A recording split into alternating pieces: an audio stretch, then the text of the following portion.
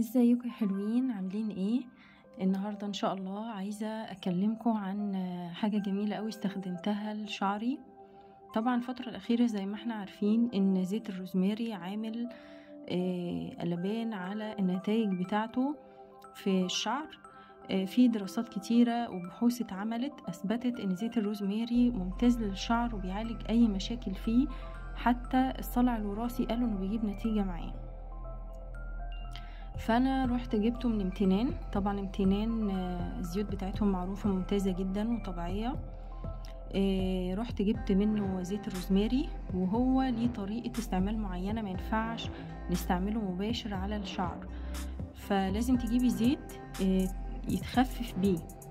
يعني انا جبت زيت الجوجوبا لانه ممتاز للشعر، والطريقة انك بتحطي على 50 ملي من زيت الجوجوبا تحطي عليهم 20 نقطة روزماري.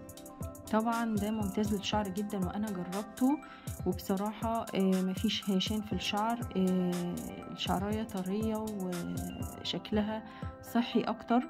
كمان زيت الجوجوبا من مميزاته ان هو مش بيلزق الشعر، مش تقيل زي زيت الزيتون كده مثلا او جنين القمح، لا هو خفيف جدا بس بيخلي الشعراية طرية وحلوة. زيت الجوجوبا معصور على البارد وده اهم حاجة. اسعارهم الجوجوبا ب87، الروزماري كان ب279 تقريبا.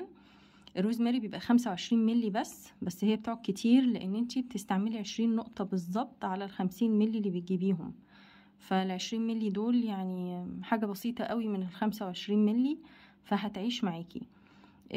بالنسبة للفراغات، الخلطة اللي احنا قلنا عليها دي تدهني بيها فراغات الشعر كويس كل يوم، وتقدري تستعمليها كمان كحمام زيت ممتاز جدا. اقل حاجة عشان نقدر نحكم على برودكت للشعر ونقول جاب نتيجة او لا، لازم نجربه على الاقل من 3 ل6 شهور.